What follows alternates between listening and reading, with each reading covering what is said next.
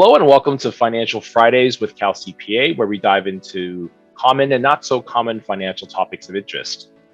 I'm your host, David Lowe, Senior Program Manager here at the Society. If you haven't already, please subscribe to our channel for additional Cal CPA content. Now, in today's episode, we'll talk about the dreaded topic of taxes. We have Nicole Lipset, CPA. She will discuss the 3 taxpayer mistakes that drive CPAs crazy. I'll hand it off to Nicole for her expertise on this subject. Mistake number 1, opening an LLC and then not doing any of the filings. When you open an LLC in California, you're required to pay an $800 annual fee, as well as do a 568, that's Form 568 filing annually with the Franchise Tax Board, as well as do a biannual, that's every other year, filing with the Secretary of State. If you fail to do any of these 3 items, your LLC can get suspended, and which means you're no longer allowed to practice in California. If you are suspended because you didn't do any of those things, you can hire a CPA, or you can call the Franchise Tax Board and they will tell you how to lift a suspension. Usually it's making sure you paid all the $800 for the back years that you didn't pay, including interest and penalties, which can be quite a lot. So don't do it in the first place. And as well as doing all the filings that needed to be required. And the Secretary of State penalty for not filing is actually $250. So you just need to pay that and then reinstate it. And then you have to file a reinstatement form. Mistake number 2, selling your home and not reporting it on your taxes. If you sell your home, a lot of people know that you will probably not have to pay money on your gain if it was your primary residence for at least 2 out of the last 5 years, which most people, that's the case. However, it doesn't mean you don't report on your tax returns.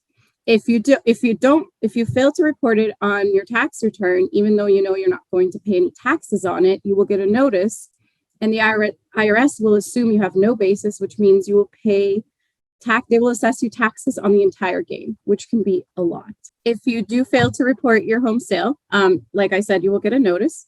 And I have just personally dealt with this for 2 clients, and they were assessed over $200,000 of taxes, which can be unnerving to anybody when you get a notice like that in the mail. So what you can do to resolve this issue is you can hire a CPA, which is usually the best option, but it's also costs money. So if you want to rectify this yourself, you can write back to the IRS and you can provide them the information. Usually they will ask you for a Schedule D, which is what the home sale should have been reported on, as well as the worksheet where you show the sale of your house.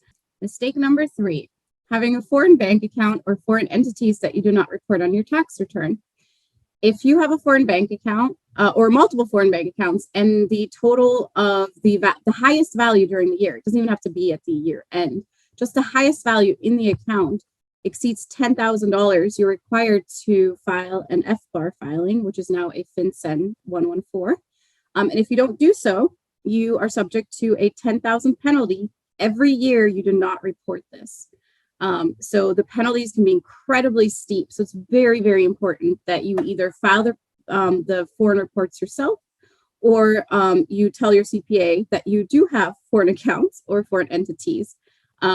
In addition to foreign accounts, if you have investments in foreign entities, there are additional filings that may be required. And each form that you're supposed to file and you fail to file is a $10,000 fine. Well, thank you, Nicole, for sharing your expertise and insights on those 3 taxpayer mistakes.